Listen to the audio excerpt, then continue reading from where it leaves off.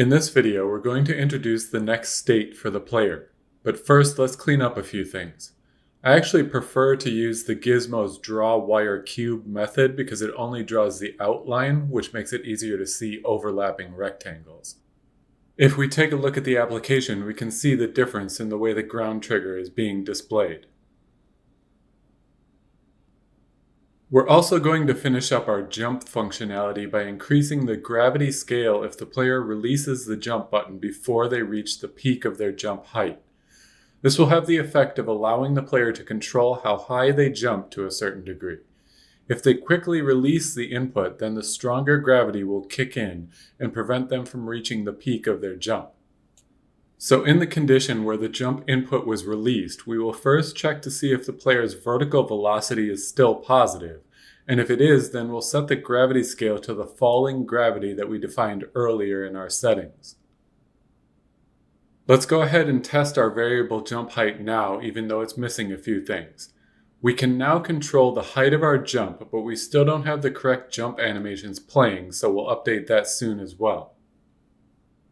We also want to implement the falling gravity when the player reaches the maximum jump height, regardless of whether they have released the jump button. This is how classic Super Mario Bros. Platforming physics works. The player falls faster than they jump upwards. This isn't realistic, but it is a mechanic that feels good for many platformers. Without this, the player can feel like they have a floaty jump. We will first check to see if the player has hit the ground in this frame.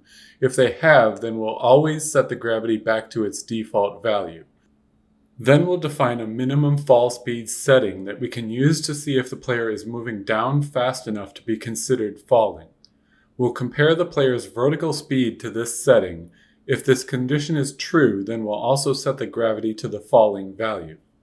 There should actually be a negative sign in front of the min fall speed in this condition, but the difference in the gameplay is so small I didn't notice the error. Now if we run the application, our full jump functionality should be in place, except we're still missing the correct animations. We can also use our collision triggers to make sure that the player will leave the duck state if they slide off the edge of a platform after pressing duck while running. If this happens, then the ground trigger will be false and we can place the player back into the move state as they begin falling. Now let's take care of the jump animations. If we return to the player script, then we can include a series of checks that will play our jumping and falling animations at the right times. Let's include a setting that's called min jump speed to ensure that we only play the jump animation when the player is actually trying to jump and not when they are simply moving upwards slightly due to a collision resolution. If the player's vertical velocity is greater than this minimum jump speed, then we'll play the jump animation. And if the player's vertical speed is less than the negative value of the minimum fall speed, then we will play the fall animation. This is also so that they do not enter into and out of the fall animation because of collision resolution when they are supposed to be standing still on the ground. Notice that this is the correct version of the min fall speed check that I messed up when we were finishing the duck state. We have defined the minimum fall speed as positive for somewhat pedantic reasons, and as you can see, it caused me to make an error. You could easily define this value as negative if that makes more sense to you, but technically a speed is always positive because it's just the distance traveled divided by the time. The velocity is a vector that can point in the negative or positive directions. Okay, now we can test the application one more time and see that our animations are all responding correctly. Remember, we are still going to come back and fix the stickiness of the player's movement by introducing a physics material.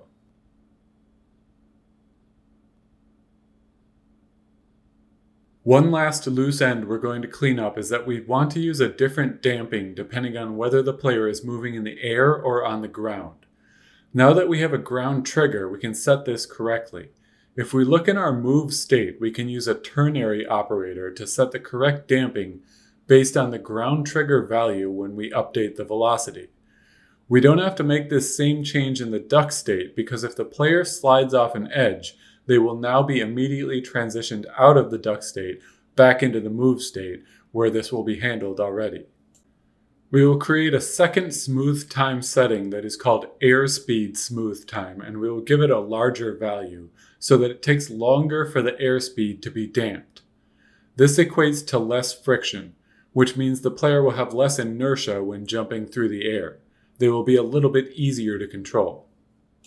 Now, we're finally ready to create a new script for our climb state. Remember to put this script into the player states folder like all of the rest. We'll start by inheriting the player state class, and then we'll ask Visual Studio to implement the constructor for us. We can also write the init method now. We will set the correct climb animation. We will also set the gravity to 0 in this case, because we don't want the player being dragged down the ladder by gravity when they are not climbing. And we will also set the velocity to 0, because we want the player to come to a sudden stop when they grab the ladder. Whenever we set our x velocity to 0, we also want to make sure that the damping velocity is zeroed out so that we don't have any residual velocity left over that will affect us when we begin using the damping function again. Let's make it so that when we set our velocity to 0, we also reset the velocity x damped value in our player script. We'll also check to see if the absolute value of the x velocity is being set to a number smaller than the minimum move speed. In this case, we'll also zero out the velocity. We're doing this because the damping function we're using only approaches 0. It won't reach 0 on its own, but we want our player to come to a complete stop when the velocity is damped below a certain minimum value. We'll add a public method to our player state class that simply resets the damped velocity to 0. Then we can return to the player class and make use of this method in setVelocity. Now we want to introduce a climb speed value to our settings. This speed will be a little different because we want to be able to define a horizontal speed and a vertical speed independently. So we will define the climb speed as a vector 2. We're going to have the player move significantly slower when climbing horizontally. Let's also quickly create a new instance of our climb state for the player's state dictionary. We will need to add the climb value to our player state type enum as well. Then we'll instantiate the climb state just as we've done with the others. The next thing we need to do is introduce the climb trigger collision check, because we need the player to be aware of when they are close enough to a ladder to be able to climb it. We will follow the exact same procedure that we used for the ground trigger. We will add a method called updateClimbTriggers to the player state class that uses the overlap box function in exactly the same way that our ground trigger method does, except it will use the climbable layer mask, and we will need to define the climb bounds in the trigger info component. Let's hop over to the trigger info component and follow the pattern we set with the ground trigger. We will define a bounds object that has a public getter which updates the position of the bounds based on the player's position. We will also define a climb offset vector 3 that helps us position the bounds relative to the player's position. And then we will instantiate the bounds with the correct size in the start method. Finally, we'll make sure to reset the climb trigger. Let's also complete the reset triggers method by setting the wall triggers to null as well. We also need to remember to call updateClimbTriggers in the updateTriggers method. Let's test out the application quickly to see if we are registering a collision with the ladder we have in our scene.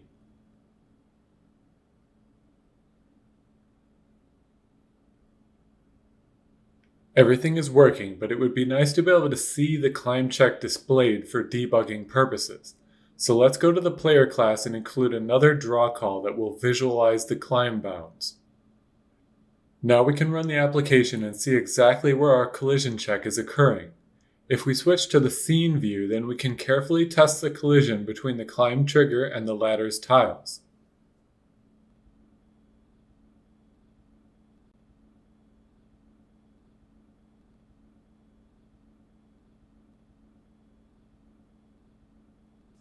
Now let's build out the rest of the climb state logic.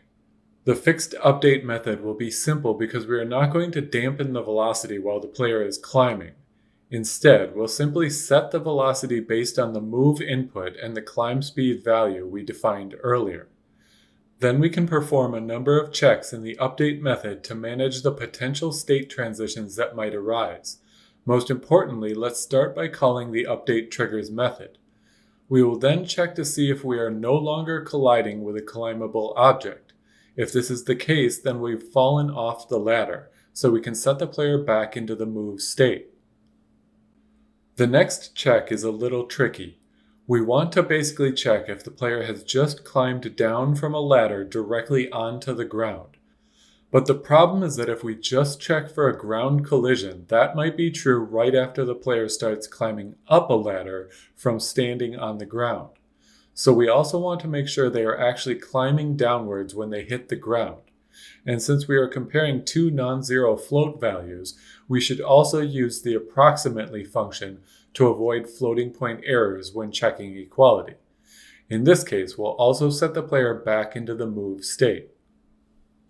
Finally, if there are no state transitions to handle, then we are still climbing and we should update the player's facing value in case they turned around on the ladder. We want the animation to flip to the other side. We also need to handle some input for the climb state. We'll introduce the vertical input method so that we can check to see if we need to pause the climb animation because the player has stopped moving on the ladder. We can check to see if the vertical input has been released, and then set the animation speed to 0. Otherwise, we'll set the animation speed to 1, the default. We also want the player to be able to jump off a ladder, so we will include the jump input. If we get a jump input while climbing, then we'll set the player back into the move state and also change their vertical speed to the jump speed. This will act just like jumping from the ground. And last, we need a way to first enter into the climb state. So we will return to the move state and include an if statement that will check for this transition. If the player is entering either an up or down input while they are colliding with a climbable surface, then we will transition them into the climb state. If we run the application now, we can see that the entire climb state functionality is now working perfectly. We should be able to grab the ladder while standing on the ground or while jumping through the air. If we move off the ladder to the side, we will enter into the move state and begin falling with the appropriate gravity. All of the animations should also start and stop as expected. In the next video, we'll finally fix the sticky physics, and we'll also introduce another player state, the hang state. This will allow our player to hang from any ledge in our stage, and it will also set the foundation for an ability to climb up from a hanging position.